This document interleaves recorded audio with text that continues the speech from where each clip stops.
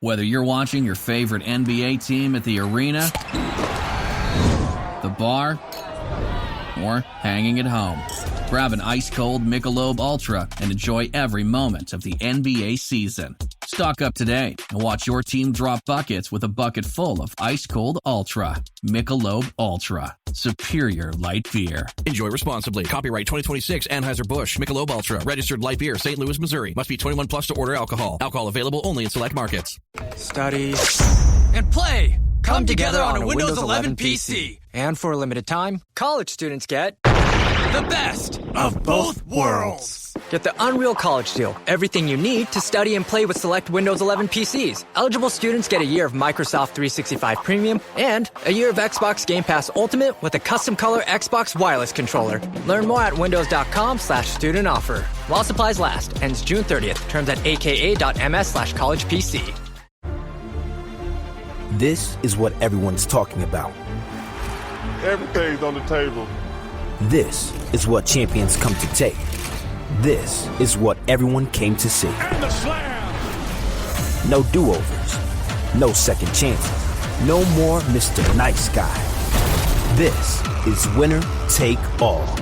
And it's all happening now on the home of the NBA Finals. Don't miss it. June 3rd on ABC and the ESPN app. Hey, Fidelity. What's it cost to invest with the Fidelity app? Start with as little as $1 with no account fees or trade commissions on U.S. stocks and ETFs. That's music to my ears. I can only talk.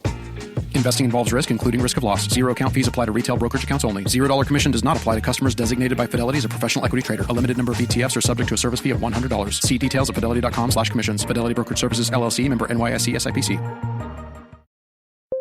When you need to build up your team to handle the growing chaos at work, use Indeed Sponsored Jobs. It gives your job post the boost it needs to be seen and helps reach people with the right skills, certifications, and more. Spend less time searching and more time actually interviewing candidates who check all your boxes. Listeners of this show will get a $75 sponsored job credit at Indeed.com/podcast. That's Indeed.com/podcast. Terms and conditions apply. Need a hiring hero? This is a job for Indeed Sponsored Jobs. Hello, everybody, and welcome to the Kelly Green Hour, as this is our way too early 53-man prediction show. But obviously, there's a little bit of news that we want to discuss before we jump into that. As always, I'm your host, LJ Harrell, and joined by my co-host, Connor Donald. Connor, what's going on, man? It's been a couple of weeks. It has been a couple of weeks, but I mean, we really were just waiting for yesterday so that we could do this show, not have AJ Brown on our 53-man rosters, finally react to I call it the longest running soap opera in the NFL, because that's what it has felt like. But we made it. I can't believe we made it to June 1st and it's over. Unfortunately, it's over. We have to change our intro music, by the way, because AJ Brown's in it a couple of times. So we'll have to get somebody on that. Before we jump into it, as always, follow us on Twitter at Kelly Green Hour. Follow Connor on Twitter at Connor10. Follow me on Twitter at LJHarrell54. And follow the Eagles Pinpool Network on Twitter, YouTube, Facebook, and wherever you get your podcasts at Eagles Pinpool Network. And if you're joining us live, like Adam's Exploits is, let us know your thoughts on the roster, the AJ Brown move, the biggest trade of the day yesterday, Myles Garrett going from Cleveland to the Rams for Jarrett Verse and a first, second, and third round pick over the next 3 years. So let's start there, Connor. Myles Garrett going to the Rams, that's just unfair. It's a good thing. I mean, if they were able to get away with making that trade without trading Jarrett Verse, that would have been insane. I kind of feel bad for Jarrett Verse going from LA to Cleveland, going from a Super Bowl contender to the bottom dweller of the league. But that was an insane move by Les Snead. Les Snead, Howie Roseman, John Snyder are the three GMs pretty much running laps around the league in the moves that they make. But that was a heck of a move and kind of came out of nowhere. But everybody kind of had a feeling, an inkling, when the Browns moved, bonus money and whatnot deep into the, deeper into the summer for Myles Garrett. And, I know, Howie obviously looks into stuff like that. The Browns probably wanted Jalen Carter, and the Eagles were not, feeling giving up Jalen Carter, somebody who they have high hopes for. But what were your thoughts on that trade? And do you think the Eagles should have made a move and potentially included Jalen Carter in the mix. It's so hard to tell what the defense is going to look like in the near future. So for me, it's difficult. Is it going to make sense to have Ojomo, Carter, and Davis in the mix? And when we think about it, Davis's contract is only for 3 years, 4 years technically. So it'll be interesting to see where the defense goes. And I mean, the fact that Vic Fangio appears to be more inclined to stay beyond this year, depending on how this year goes, you're going to need 3 dominant upfront interior defensive linemen. So I can see protecting Jalen Carter and seeing where things go from that perspective. For the Rams, I agree it's completely unfair. Their history of first-round picks is hilarious. I saw it posted by someone today. They've made 3 first-round picks, and I think they've traded 2 of them. And then, of course, the one who's still on the team is Ty Simpson. So obviously he's not going anywhere. But yeah, I mean, it was a big deal. It was a really big trade. You did start to hear the whispers coming leading into June 1st that maybe they were fielding calls and stuff. But I mean, I'm glad we're not fans of a team in the NFC West because that LA Rams team is going to be tough to beat. But they know they got a Super Bowl coming to town and they want to represent in their home stadium and win it. Yeah, and you think that team was already loaded. You think about just Myles Garrett set the NFL sack record on a team that was down all the time in the fourth quarter, but was in every game pretty much, and was able to get sacks. He's going to be on a team that's going to be up a lot and going up against opposing teams that are going to be throwing the ball more. So he's going to have a lot of extra. He's going to have a lot of extra, opportunities to get after the quarterback and potentially set that record. The Eagles, Sirianni's undefeated against Sean McVay. McVay is 1-5, 1-6 against the Eagles in his coaching career. Week 4, I'm still surprised that that's a 1:00 game in Philly. That matchup just gets bigger and bigger. It seems like every time. And believe me, I don't think moves are done. It wouldn't shock me. I know we're going to do our 53-man roster in a little bit. I may not have included it in this, but it would not shock me if Howie makes a move this summer, whether it's for safety, would he go for another edge? Who knows? He does have Jonathan Grenard, or he did make a move for Grenard at the draft. So it'll be interesting to see what happens. But yeah, that was a big move. And then obviously the move that impacts the Eagles was trading A.J. Brown to the New England Patriots for a first in 2027 or 2028, and a fifth in 2027. Look, I'm an A.J. Brown fan. Now, his press conference today saying that, being in New England, it's not heaven, but it's close to it. He's obviously pandering to the New England Patriot fans.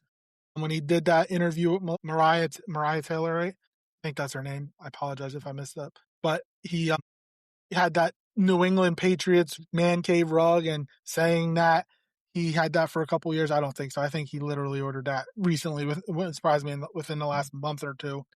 And because there's zero chance that he had that while being an Eagle. And if he did, and he definitely didn't have it out, because if you have, teammates over, they're not going to want to see that. Look, I'm an A.J. Brown fan. It sucks. I want the tell-all book of how it got from 2020, was it 2022, when he got traded to the Eagles, on the phone, FaceTime with Jalen, super excited when he signed that contract extension a couple years later, saying he wanted to hang up his cleats as an Eagle, to now where him and Jalen obviously aren't close. They're they were friendly, I guess, but whatever.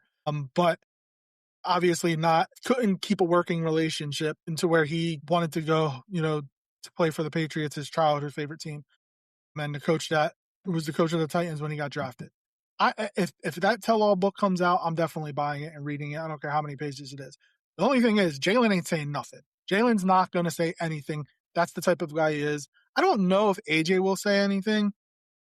I doubt it. This is going to have to be some second and third person accounts of what happened. And obviously there are a bunch of rumors going online about what it's about. There are a couple that I heard. I don't believe them. I won't believe them. So I say them. The only thing that I think, if I had to guess, it's got to deal with a female in some way, shape, or form. I don't know how. I don't know who's involved, but for that friendship, Jalen to go from being the godfather of daughter to them just separating. It's tough to not believe there's obviously something went on behind the scenes. We don't know now.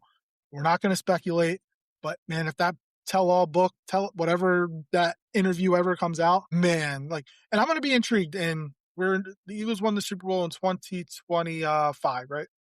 2025 pretty much, the 2024 season.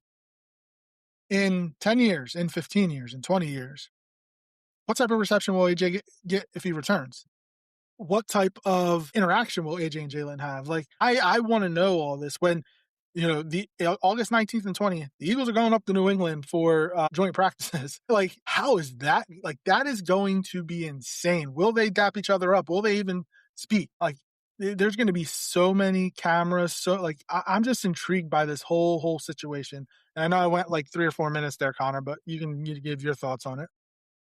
I know. I loved how before we went live, you were like, we're just going to spend 2 minutes on it. And you spent the 2 minutes for us. But I mean, I agree. We've been trying to avoid it because the rest of the media locally and nationally was just beating a dead horse with this story. And all we wanted to do was wait for June 1st. All I wanted to do was wait for June 1st and then just have an opinion about it, especially to discuss, what was the return for and did the return seem fair? First of all, my first thought was, thank God June 1st arrived and it happened. I wouldn't have wanted to see it drag out for a day or two or a couple days. I think it was more than enough that it just happened right at the deadline, and it pretty much did. It happened within about an hour of the 5 o'clock, June 1st, 4 o'clock for you guys, 5 o'clock for me, June 1st deadline. My second feeling, whatever happened between the guys happened between the guys. Like you said, a tell-all book would be pretty cool. AJ kind of implied that, in that interview with, I don't know if it's Mariah Taylor. I think it's Maria Taylor. Yeah, Maria Taylor. Okay, so he kind of implied that there was a drift and apart, but that they were still okay. They were still fine. But obviously they weren't fine to the point that they could continue to work together. There's a lot, like Adam's Exploits is in here in the chat too. He's basically saying he holds a grudge because there is a significant portion of the fan base. And this is the one thing that I'm going to say that I strongly believe. We are not a better offense without AJ Brown. We are 100% not a better offense without AJ Brown. I understand Mekhi Lemon coming into the NFL and the excitement around Mekhi Lemon. But to the same point, we got AJ Brown as he hit his peak.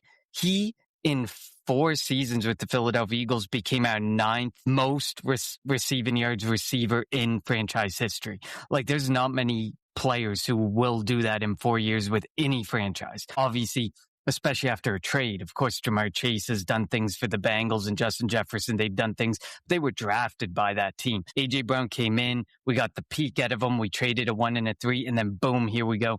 We moved him for a 1 and a 5 as he's heading towards 30 years old. And then I guess the one thing I do believe, and I'm inclined to believe, is there was concerns about his knees. And I don't know if you checked out Jeff McClain's podcast. I listened to it. He went on with, I think his name was Dave Murphy or whatever, another Philly Inquirer guy. And they basically said the Rams backed out because of concerns with the knee, and they didn't like what they were seeing with the knee. And Dave Murphy talked about the eye test. There were plays where he gave up. You could tell that there were plays where he just wasn't playing to his fullest. But then he also said the eye test doesn't lie, that AJ Brown has lost a step since obviously 3-4 years ago when he came into Philadelphia. So, and then he kind of brought up, Julio Jones, DeAndre Hopkins, those guys, those bigger wide receivers with the BMIs that they have and how quickly they declined after the age of 30 years old. And could AJ Brown be destined for that with his knees and stuff? I think that the return was fair. I think there's a lot of people who there's fans who are on one opposite side, and there's fans who are another opposite side of how they feel about AJ Brown. Could he have handled himself better through his disdain for the offense last season? Sure, but he proved to everybody he was right. He just was a little bit diva-ish about it, if we want to say that. But of course, there was probably better ways to do it. But at the end of the day, he was right. He was frustrated. And then my last point on this, and I said it to somebody on X when they made a comment on one of the posts I made. And I said this: it doesn't matter who AJ Brown was with of all the other 31 teams, eventually, based on what he's been saying and based on, the rumors and reports you're seeing, he was going to force his way to New England at some point and wanted to finish his career in New England at some point. And I think that, things with Jalen Hurts becoming irreparable, the offense and his disdain for the offense this past season, and then one of his best buddies, Mike Vrabel, being the head coach of the New England Patriots. It was just a perfect storm of things that led to him feeling this is my time to be able to push my way out, get to New England, maybe at the end of this contract, call it a career, and having had the chance to spend the time with Mike Vrabel and stuff and retire in New England. I think no matter what, all other 31 teams, somebody was going to go through this and have to trade A.J. Brown to the New England Patriots eventually. I mean, all top receivers are diva-ish. Like, that's just, they want the ball. And when you were talking about how, like, he was right, he even admitted in that interview with Mariah Taylor that, like, he handled things wrong. Maybe but he felt like as the leader in the receiver room, he needed to say something. Look, I love Devontae Smith.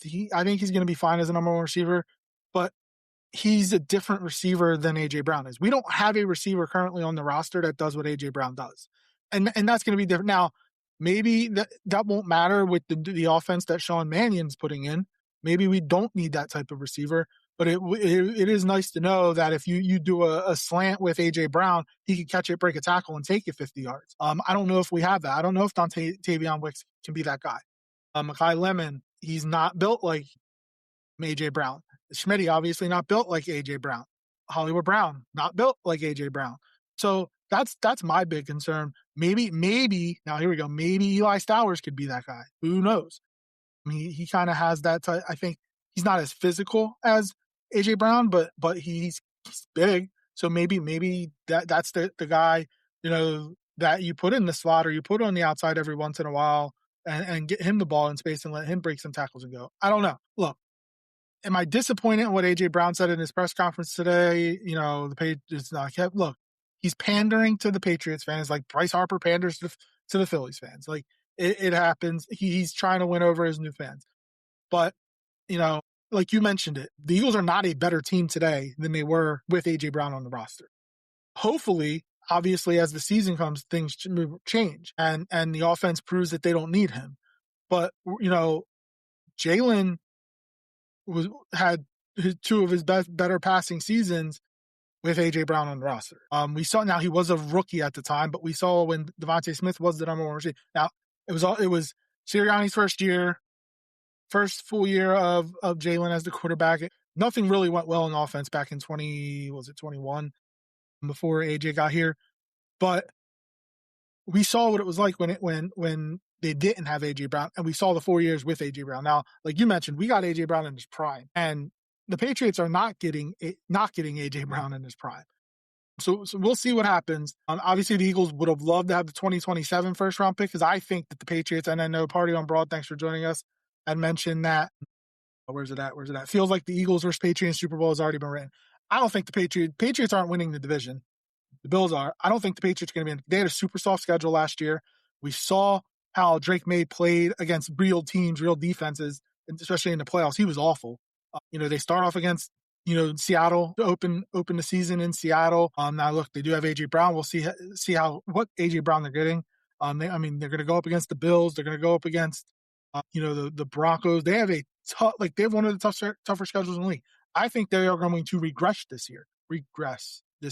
So we'll see what happens. Now, we spent a lot more time on that than I wanted to before, but Party on Broad says, I'm a believer that Hurts can hit the middle of the field. I also agree that a bad year could lead to him being gone. Yeah, this is a boomer bust year for Jalen. He's got to prove that he can run the offense, can take control of the offense and get everybody involved. And if he can't, he has no guaranteed money after this year. And the reason why the Eagles wanted that 2027 first round pick is next year's QB class is supposed to be generational. And maybe Howie wanted to try to have the ability to be able to get up and get one of those top, quarterbacks. Now, he still can maneuver and make moves. Having the two first rounders in 28, he can, move one of them. Or maybe you wait until a Joe Burrow asked for a trade out of Cincinnati, and you make a move with that. Like Howie, if he wants to get a quarterback, he's going to find a way to get a quarterback. But we spent a lot more time on that than I wanted to. Look, I agree. I just on the Hurts point, it is a big year for him, and there's a lot of people saying, this year became even bigger for him with AJ Brown not in the picture, and I completely agree. Hurts has a lot to prove. He has to prove that he can play in a different offense, that he can learn a different offense. And I mean, he's saying all the right things, but if there's one thing I've learned about Jalen Hurts and Nick Sirianni, just wash away what they say to the media, because they have been indoctrinated in how to speak to media and do it very well, and to listen and take any credence into what they're saying, where you would be doing yourself an injustice, because it doesn't necessarily mean they're telling the truth.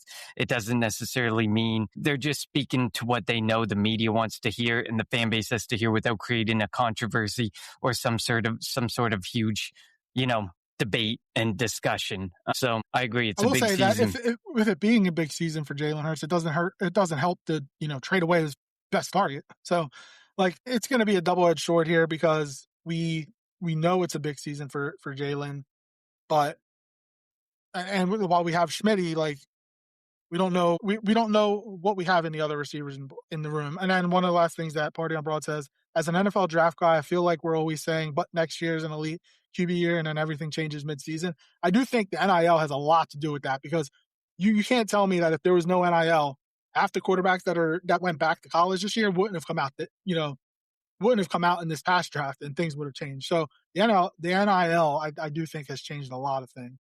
I remember, just as an example, I think it was 18 months ago, Drew Aller was potentially going to be the number one pick in the draft. Drew Aller sucks. Drew Aller stinks. But that's how quick things change. But that was just because he had that video and he was throwing these absolute bombs, and everyone thought that he had the potential to be this first round pick and stuff. But I mean, listen, that was in the past and so on. But I agree with Party on Broad.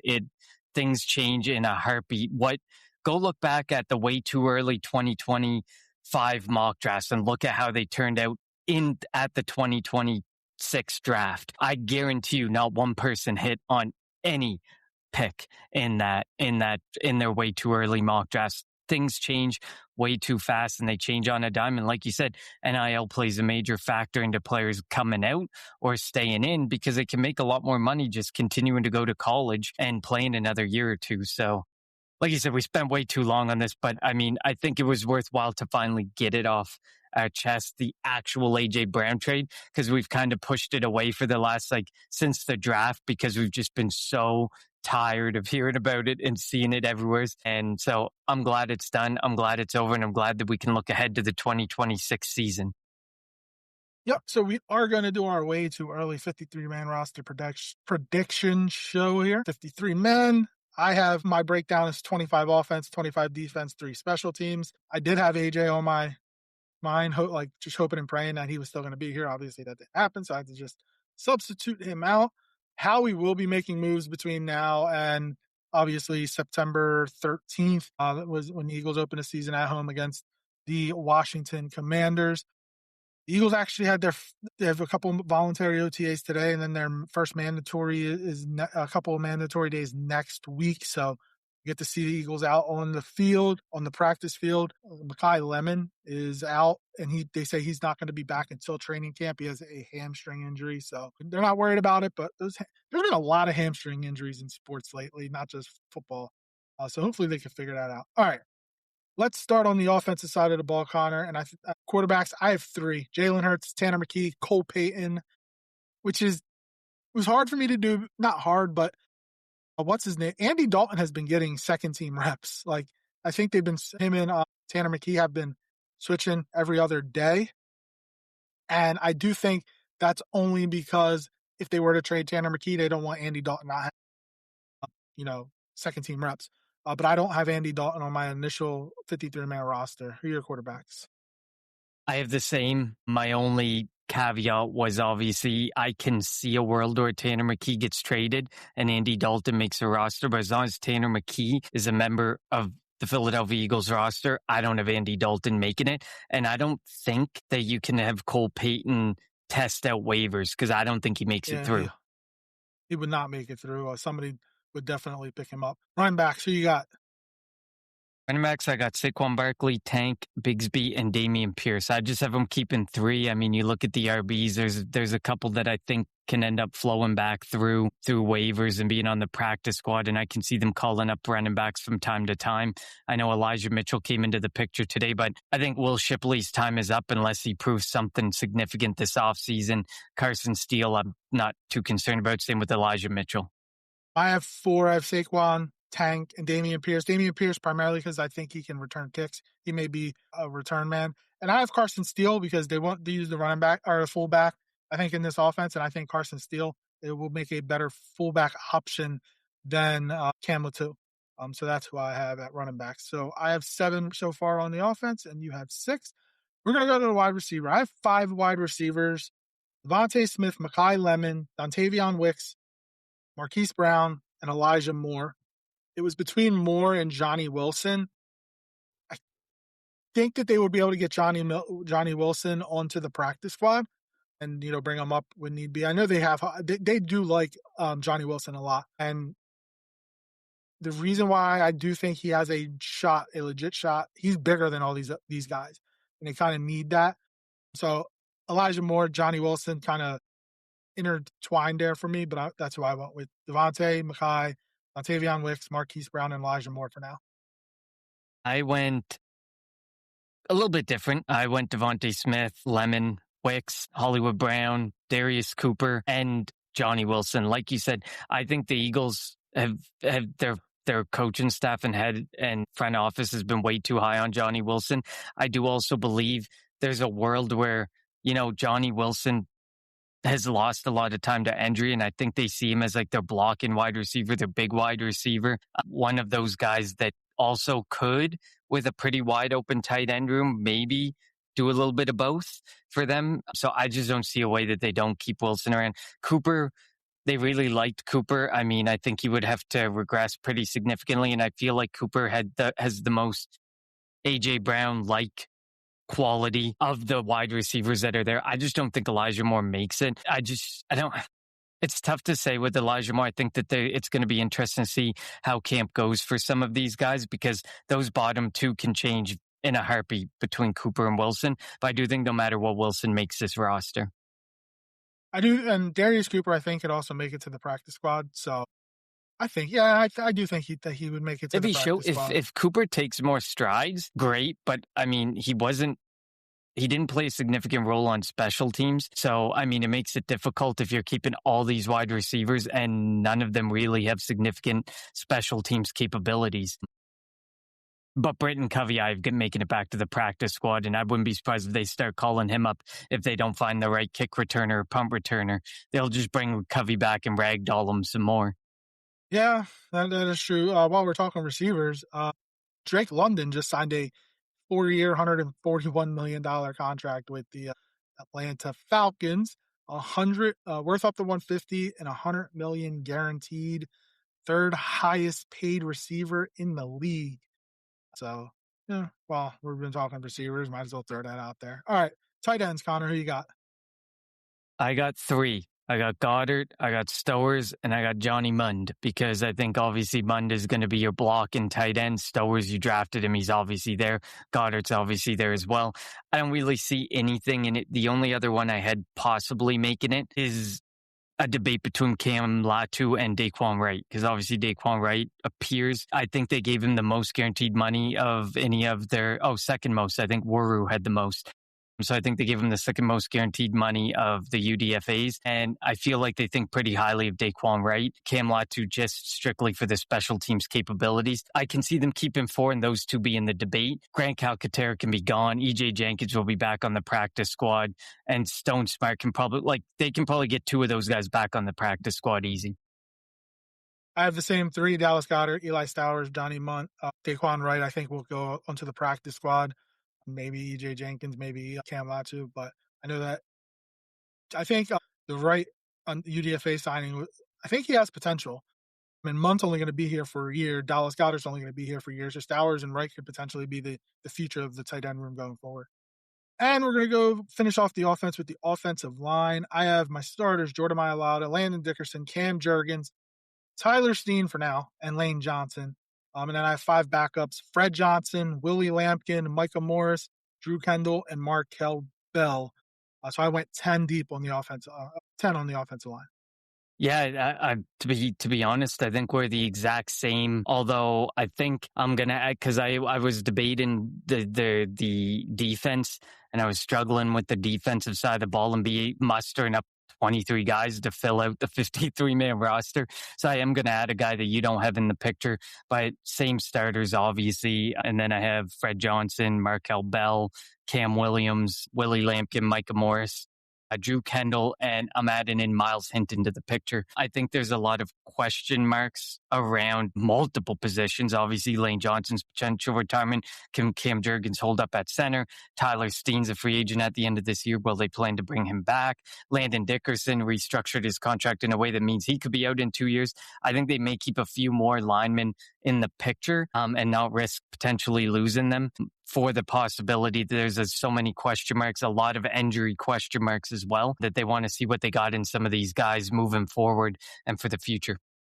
Yeah, I do see Miles Hinton and Cam Williams and even Pierce having an opportunity. They'll try to bring one, or if not all 3, back to the practice squad if they're able to make it that far. But I went 10 for now. They do like to go deep, and it's interesting. We don't know exactly the type of offensive lineman. We had Jeff Stoutland for so long. We kind of knew what they wanted. We knew what the offense was. We knew what they wanted. Now with a different offensive line coach who Jordan Mailata had high praise for.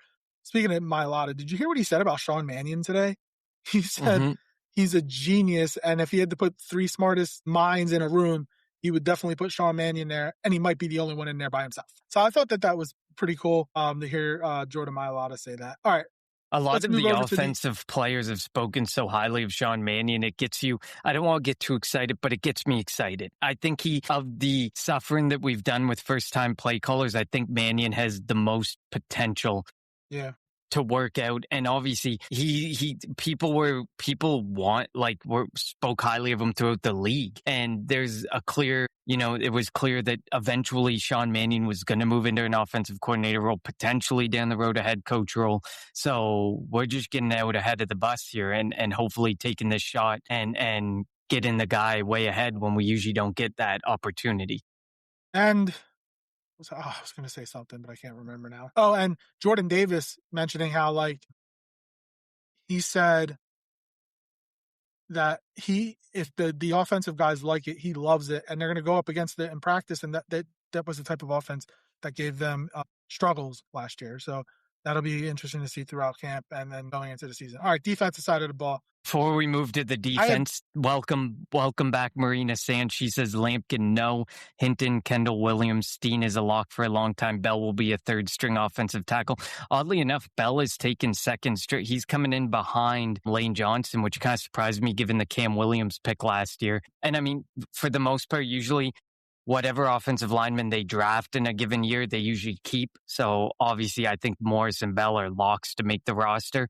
It's the ones who they might have signed as UDFAs or drafted last year that are probably more at risk to being off the roster. And the reason, I don't know if your justification's the same, LJ, but my reason for keeping Willie Lampkin is they took him from the Rams, and what Rams fans saw as a pretty dirty move last season. And he can play left guard, right guard, center. He has all that versatility that you want. Obviously, we speak of this, but the versatility really stemmed more from Jeff Stoutland, I think, than most offensive line coaches. But that versatility is key. And the fact that they gave him the opportunity mid-season they opened up the 21-day window, let him practice with the team, and then just let it lapse. I think there's a lot there that says Willie Lampkin's making this team. Yeah, we'll obviously see what happens, but I do think he definitely has a chance. I'm not saying it's a guaranteed he makes the team, but that's what I have. All right, defensive tackle. Who you got, Connor? I don't know if you split I went defensive tackle, edge, and then linebacker. I don't know if you went the same way. I did. I broke it up that way too for interior defensive line. Yeah. Okay, defensive tackle or interior defensive line, I call it. Ojomo, Carter, Davis, Young, and Robinson. I mean, I think they're going to continue to keep Bernard as a developmental guy and take up that exception kind of roster spot, international roster spot. Gabe Hall, I think, can continue to develop and make it back through to be a practice squad guy. And really, that's the end of the defensive line room. I have the same five: Carter, Davis, Ojomo, Robinson, and Young. I mean, we know about Carter, Davis, and Ojomo. Ojomo's in for a huge year, being that it's a contract year. And hopefully we see some more from Robinson. And Young played a decent amount last year, too. Going to the edge room, I have Jonathan Grenard, Jalix Hunt, Nolan Smith, Arnold Ebiketie. And I was struggling with the fifth one. I went Joe Tryon, Shoyinka. I'm not super confident in that. But that's what I went with. Obviously, Grenard, they traded for, gave him big money. Jalix Hunt's in for a big payday. Nolan Smith, probably not anymore. Who knows? But if we'll see if he can turn things around. And then kind of the two signings on the back end in Ebiketie and Shoyinka. Yeah, I have the exact same. I mean, I the only person I debate there is Keyshawn James Newby. You know, I kind of like him. He has in like the guy we drafted last year. So basically, they went with late in the draft a guy with production last year. This year, they went late in the draft to a guy with production. But the difference with James Newby versus his name's slipping my head that we drafted last year, the guy out of I think it was Virginia. The difference is James Newby has a better athletic profile, and that better athletic profile is what might make him a sticking point. And then it'll be interesting to see what happens with Waru, and if somebody kind of slips in there and takes them and puts them into their international program to lock them down based on what they see in Philadelphia. But I agree with you. The only other person I debated between Tryon with Tryon as the last guy is James Newby. And the reason I kept Tryon is because he does have outside linebacker experience. So he may be able to work his way into the linebacker room a little bit. Yeah, I know it was the guy from Virginia Tech. I know who you're talking about. I'm just trying to look him up real quick. I hate that his mind is... Antoine Powell-Ryland. There we go, Powell. So they were both very productive, but the difference is James Newby has a way better athletic profile, which, like I said, gives you better opportunity to stick. All right, so let's go to the linebacker room. Who you got there, Connor? Get business done with the new American Express Graphite Business Cash Unlimited card. With unlimited 2% cash back on all eligible purchases. Unlimited 5% cash back on flights and prepaid hotels booked through American Express Travel Online. And a flexible spending capacity that can grow with your business. You'll have the confidence to keep building. Apply today and earn a welcome offer of $1,500 cash back after you spend $50,000 in qualifying purchases on your new card within the first 6 months of card membership. Terms apply. Learn more at go.amex/graphite. Expedia and Visit Scotland invite you to come experience the beauty that awaits in Scotland. The sweep of wild coastlines, quiet lochs, and untamed landscapes. Fresh cuisine that feels rooted in the land. Come experience the kind of stillness that stays with you long after you leave. Plan your Scottish escape today at expedia.com/Visit Scotland. With Uber's new women preferences, women riders can request a woman driver whenever they want. Like Amy, who's traveling solo in a city she's never been to before. Or Danielle, who works night shifts at the hospital. Or Kelly and Jana, who were way overdue for a night out. Because sometimes comfort comes from having another woman with you. Request women drivers with women preferences on Uber. Learn more on the Uber app. You may think you know McDonald's drinks, but you don't know them like this. From fruity refreshers like the Strawberry Watermelon Refresher and the Mango Pineapple Refresher with popping boba, to crafted sodas like the Sprite Berry Blast with berry-flavored Sprite topped with cold foam. Who knew ice-cold drinks could be so fire? 6 all-new drinks are here. Try them all, now at McDonald's. Refreshers contain caffeine. This spring, Uber Eats has you covered. Whether you're celebrating mom, dad, or your favorite grad, not all of us are great planners, and with the Uber Eats gift hub, you don't have to be. Send flowers, perfume, champagne, or just their favorite meal straight to their door. Gifts arrive in as little as 25 minutes, and you can add a personalized video message for that additional so-not-last-minute touch. So this spring, get a leg up on gift giving with Uber Eats. Last-minute gifts that land every time. Must be 21 or older to purchase alcohol. Product availability varies per region. See app for details. The linebacker room, I have Bond, Campbell, Trotter, and Mondin. Another name I debated is Deontay Lawson. The UDFA, I don't know if he's going to end up making it. I mean, he was highly touted for the longest time, but just a sign of how quickly things can change in the draft process. Ended up going from a potential day 2 pick on some people's boards all the way to a UDFA. So we'll see what they can get out of Lawson and see what they can get out of some of these special teams guys. I know Chance Campbell gave off some very significant. Buddy, we just lost in free agency to the Nakobe Dean. Nakobe Dean, yes, sorry, his name was. He gives off Dean vibes in the way that he can blitz. So maybe that's something that they want in a player. But for now, I can only see those 4 as being a lock. I went Zach Bond, Jahad Campbell, Jeremiah Trotter, Shmal Munden, and Deontay Lawson. I think Lawson could play some special teams. I liked them at Alabama, obviously being an Alabama fan and watching them play a lot. I was going to say, is that the Bama coming out in LJ here? A little bit. And I love, like I said, I love the UDFA signing, and I think he signed here because of Jahad Campbell. And I think Campbell, obviously being in the defense for a year, he's going to be somebody that Lawson can lean on. And we're not going to need to lean on him to make plays right away.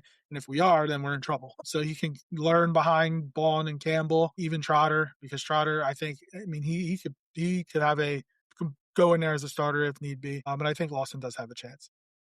Let's go to the cornerback room. I have Quinyon Mitchell, Reek Woolen, Cooper DeJean. Beyond that, I kept Keely Ringo and I kept Jacorian Bennett, but it is a little dicey when you get beyond the first 3. Yeah, the only thing I did different was I went Q, Woolen, Cooper. I went Jonathan Jones for the special teams aspect. Like he's an elite special teams type guy. So at least he can bring you a lot of capabilities there and play almost 100% of the time on special teams. And then I got Keely Ringo there. Like you said, it becomes a crapshoot, but it felt like Jacorian Bennett was not the favorite of Vic Fangio last season, and I don't know if he's going to be able to play his way into a role or into making this team. I can see a world where they keep 6 cornerbacks, but somebody's going to really, really have to perform. And I know Adams exploits no way Ringo, in my opinion. If you've looked at the cornerback depth chart right now, Ringo has to make it because there's really not much more out there unless you want Jacorian Bennett or Mac McWilliams. But Mac McWilliams never has really stood out on special teams. Bennett hasn't done a whole lot on special teams. Ringo and Jones can give you a lot on special teams, which is the main reason that I have them as the backups. But I'm just going to say this. I hope Q, Woolen, and Cooper DeJean stay healthy and play 99% of the snaps all season. That's all I'm saying. Yep, unless they're up big. Yeah, Ringo is good on special teams, but like if he has to go out there and cover somebody, we'll be in trouble. Safety. Who you got? This was hard. We were like, if Howie makes a move this summer, it will be for a safety. I mean, it wouldn't shock me if that happens. Howie always makes moves in the summer. I did it with CJGJ years back. I think that they are going to make a move for a safety because this safety room is scary and not. Yeah. I mean, I know that it's bad. It is bad. I agree. I got Epps, Makuba, and Carter, and that's as far as I could go. I know that, Vic Fangio has this nickname for Kapina Gushikin. Like he calls him Goosh, and he didn't really speak at all about Cole Wisniewski. But there's really nothing else there. Like JT Gray, I debate it's purely for the fact that he can go on special teams, but I feel like there's enough guys within that I've built into this roster that the special teams is going to be just fine without throwing a guy in just for safety purposes. But I agree with you. I think if there's one more move I want to see how we make this offseason, it's going to be the safety room. I know that, they think very highly of Epps after all that he did last season when Makuba went down. They think highly of, DeJean going back and in specific schemes as instances and then coming forward in specific scheme instances. And they think very highly of Michael Carter. So we've seen the Philadelphia Eagles think very highly of players and ride with it. I just don't think I would do it with the safety room. I would try and bring some sort of safety blanket into the building. Yeah, so these 5 that I'm about to name are not going to be the 5 that'll be there to start the season. Makuba, Epps, Wisniewski, Michael Carter, and Ushinka. That's who I have. We also have to remember that Vic Fangio did say in base defense, Cooper DeJean is going to be the safety. And then when they go to nickel and dime, he's going to come down and play the slot. So it's going to be Makuba. I think he's slotted in as a definite starter, but he does Fangio does like Epps a lot, and I think as of right now, Epps would be the second safety. For If sure. Coop had to go down into the slot, yeah, as Adams exploit says, he's not great, but he's serviceable. He's in the right spot, and the defense. Remember when Makuba got hurt and they had Sidney Brown out there? Sidney Brown was awful, and then when they put Epps back there, he settled things down next to Reed Blankenship. So at least we know that he's obviously a vet. He's not going to blow things up. He'll keep the play in front of him, and he'll be where he's supposed to be. Again, not a lot of people say it. I was begging and clamoring to bring CJGJ back. I would have loved to have him back there, his playmaking ability, and I get it. He's more of a boomer bust because he goes for the football, but whenever he was on the Eagles, we went to the Super Bowl. So I will take going to the Super Bowl 2 out of 2 years, 100% of the time. Now I know I'm a limit it. There's a limit there. But I wanted CJGJ back here, and obviously that did not. Yeah. I mean, I agree. Marcus Epps isn't great, but he is serviceable. To be honest, I felt Marcus Epps was better than Reed Blankenship down that stretch when they were playing out there together. He knows the scheme, and that's one of the big things. Knowing Vic Fangio's scheme, having Vic Fangio's confidence is huge. And I think that's what's going to keep Marcus Epps around and give him quite a long leash as the safety 2, if we want to call it, beside Andrew Makuba. So, but I would still like to see a move. It doesn't have to be that they're going to end up starting. If you want to start Epps and give him a long leash, go ahead. But having some sort of veteran presence in that building to shore up the safety room, you have them keeping 5. I have them keeping 3. There's very well it could be either or 4 in the middle. But either way, the room is still going to look like a glaring weakness. Yeah, but again, I think we both said it. They're going to make a move this summer at safety. Whether it's a trade, whether it's waiting for cuts to be made and bringing somebody in. I mean, I would much rather make a trade, whether it's, for looking at Buda Baker or looking at Grant Delpit or something like that. Just bringing in somebody that is a kind of like a proven commodity at safety. Speaking of trades, Josh Sweat, what are your thoughts on that? I wasn't, and I'm not the biggest Josh Sweat fan. I just wasn't the biggest Josh Sweat fan when he was here. And he wants to get traded from Arizona. He says Green Bay is number 1, Philly would be number 2. Do you think that how we make the move, or do you think because we traded for Grenard that we're done and they like Jalix Hunt enough and Nolan Smith, that kind of package there can hold down the other side across from Grenard? Yeah, I think if we didn't make the move for Grenard and he announced he wanted out, I think that it makes a whole lot more sense. But the fact that Grenard's here, they signed him to the extension. Now you're just on the other side. You just ride the hot hand or rotate between Hunt and Smith. I'm totally fine with where the edge room is. Like I said, leading into the offseason, there was a huge shift in Hunt and Smith. Hunt was already doing fairly well, but there was a big, even further shift in Hunt and Smith once Phillips came into the room. They needed that established presence across from them. They got Grenard there. Grenard can be a stable player as long as he remains healthy. He can be a stable guy who plays there over 80% of the time. And then you just split the rest between Hunt and Smith and some of the other bodies that you have there. I just don't think it makes sense to bring Sweat into the room. I'm more confident with this edge room than I was the edge room at the start of last season. And I think that that's enough for me to say that there's other needs that you don't need to invest in bringing Josh Sweat back into the building. And we expect Brandon Graham will probably be back midway through the year or something like that. He has talked about how he would like to play, but he doesn't want to go through camp pretty much. I mean, he didn't say that word for word. I'm kind of paraphrasing. He wants to, chill, relax, and then, come back halfway through the year like he did last year. And then special teams, I think we have it same. Jake Elliott, kicker, unfortunately. Hopefully he has a better year. Braden Mann as the punter, and the long snapper, Rocco. Yeah, absolutely. I mean, I still am really frustrated by the fact that they've brought zero competition in for Jake Elliott. And I know that, Michael Clay speaks highly of him, but you cannot deny the regression over the last 2 seasons. Every year has gotten significantly, it's not just a little bit, it's significantly worse each year. And you can absolutely point to probably more than a handful of occasions where he has arguably cost us the game based on missed field goals or missed extra points. I think competition was warranted, and it's unfortunate that the only competition they brought in was David Akers' son, who's a punter and a kicker, and he's a better punter than he is a kicker. So it's an unfortunate reality that the competition really isn't competition. So obviously the Eagles are in voluntary mini camps now, voluntary OTAs now, mandatory OTAs next week. What is one or two things you want to see out of the OTAs before they break until training camp in August?